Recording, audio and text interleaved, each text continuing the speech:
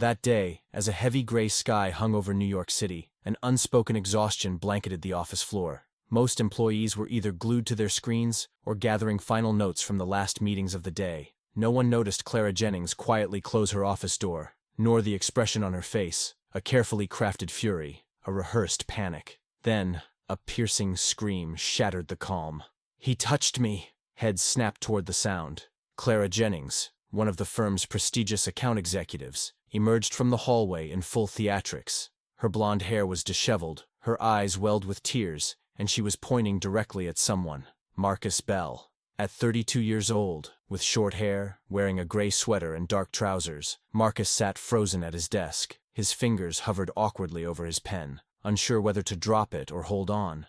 The stares that followed didn't just land on his body, they burned through his skin. Clara shouted, voice trembling, "This man harassed me! Is anyone even safe in this office anymore?" Silence followed, but the judgment had already begun, and in Marcus's ears, only one thought roared. "I was just sitting at my desk." Managers stepped out of their offices. Some co-workers averted their eyes. Others watched with quiet curiosity, but no one stepped in. Marcus slowly rose to his feet. His voice cracked. I was just working. I didn't do anything." But Clara staggered backward in exaggerated fear. That single motion shifted the perception, turning the harmless distance between them into something threatening.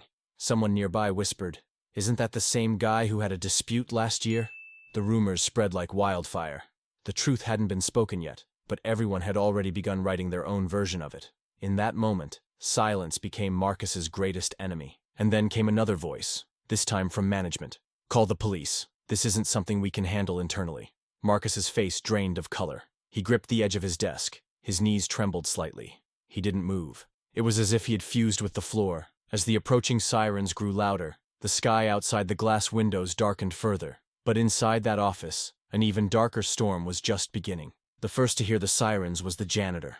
Moments later, all eyes turned toward the flashing lights of the police car pulling up outside. 2 white officers entered the building with tight jaws and quicker steps, Officer Carson and Officer Blake. Their rigid expressions mirrored preloaded bias. They didn't ask what happened. They didn't need to.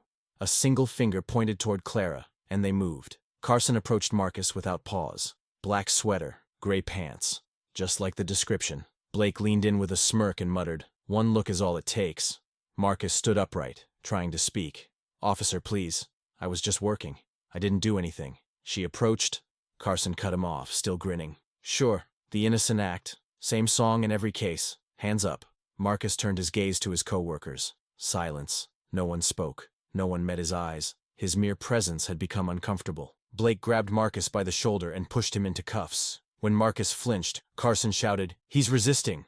Watch him." Tension spread through the office. A few employees reached for their phones, but none pressed record. No courage. Everyone watched Clara instead. She stood in the corner, tears in her eyes, but her tone calm, composed. "He came too close.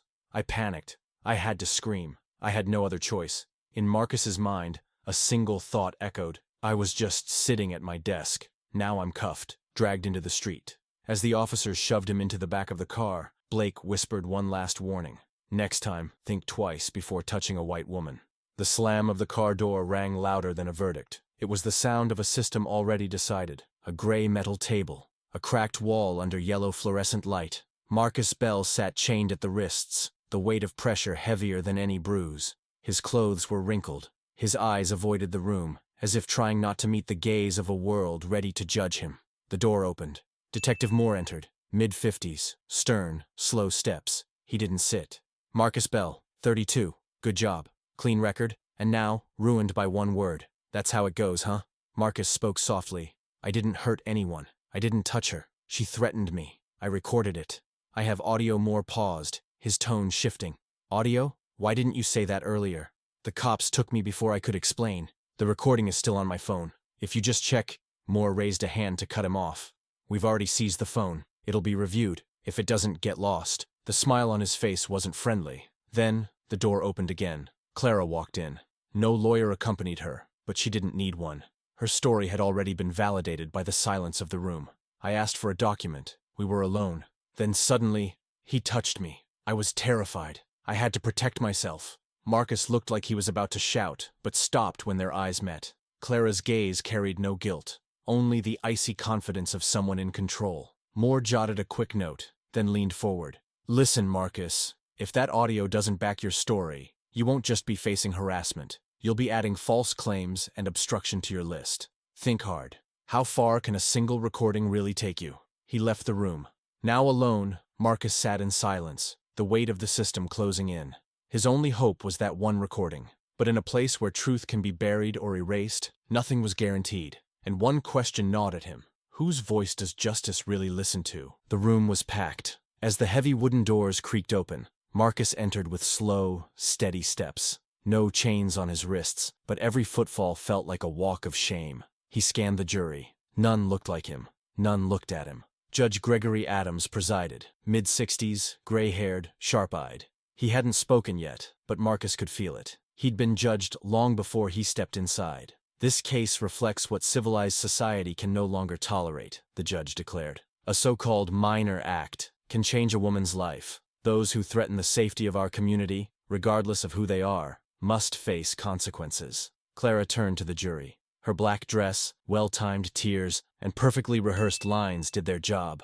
Being his colleague never made me feel safe. When we were alone, I could feel him behind me. His breath, his presence. He got close. Reached toward me. The prosecutor took over with speed and certainty. We've heard Clara's account. We have corroborating witnesses. And let's not forget, the defendant resisted arrest. That alone suggests guilt. The first witness, a fellow employee, adjusted her glasses and spoke. Marcus joked around sometimes, maybe too much. Clara often looked uncomfortable. Maybe he didn't notice. Marcus clenched his fists. The audio recording still hadn't been mentioned. His defense attorney, young, nervous, clearly overwhelmed, fumbled through files instead of objecting. Judge Adams leaned forward again. We must trust the voices of women. Otherwise, these courtrooms become sanctuaries for predators, not safe havens for survivors. The jurors scribbled notes, not to seek truth, but to seal fate. Clara cast another look at them, her expression wrapped in the kind of sorrow that convinces hearts before minds. And Marcus understood. This courtroom wasn't a place for truth. It was a stage for well-spoken lies. Still, he remained silent, because no matter what he said, his skin had already spoken volumes. And in that moment, a thought struck him. If truth has no place here, then neither does justice. This isn't a trial. It's an execution. Just as the judge prepared to deliver the sentence, a voice from the back pierced the silence. Your Honor, please, you have to see this evidence. A young woman stood, holding a USB drive. Every head turned.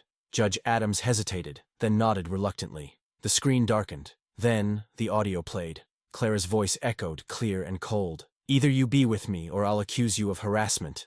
Don't forget who I am. The courtroom froze. Clara didn't move. Marcus's attorney finally looked up for the first time. The prosecutor stood stunned. Judge Adams clenched his jaw. Has this recording been verified? He asked, voice thin. The technician nodded.